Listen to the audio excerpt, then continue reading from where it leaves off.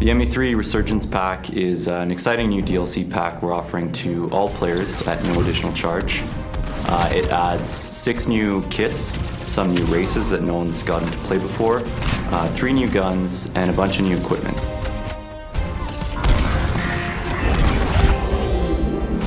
The Hydra map is really unique because it takes place in a location we've never seen in the Mass Effect universe. You're essentially fighting for a gigantic dam in the middle of an Arctic tundra.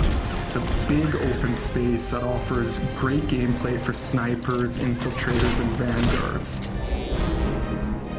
So Condor takes place on one of Palaven's moons, and it's a hot spot, and you can actually see Palaven being assaulted in the distance. It's kind of like a hill defense area. If you're at the top of the hill, you'll want like long-range guns because you can see the whole battlefield as the enemies come up. If you're down at the bottom, you'll want assault classes that can just storm the beach.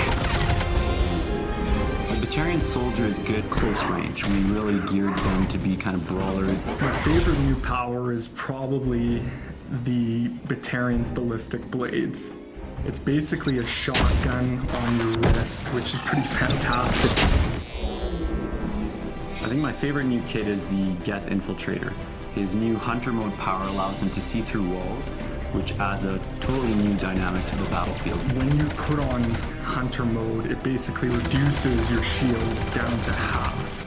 So when using hunter mode, you do not want to get in the fray with brutes. The Geth Engineer is super cool class. He's got a new Geth turret power.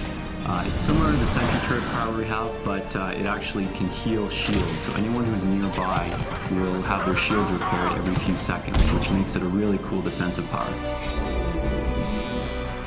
One of my favorite new powers is the Biotic Sphere that the SR Justicar gets. Basically, she'll lay a bubble around the squad, and anyone will get a defensive bonus when they're inside of it, so they'll take less damage.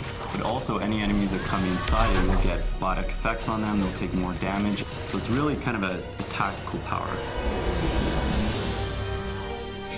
So the new Krogan Battlemaster is the ultimate tank. He's beefier than the existing Krogans. He brings all the things that a standard Vanguard will have, like biotic charge, barrier, but he's a Krogan at heart, so he can biotic charge in there, roar, Krogan rage, Krogan smash, headbutt, do all those fun things that a Krogan can do, but now you have the biotic charge ability, which covers ground very quickly.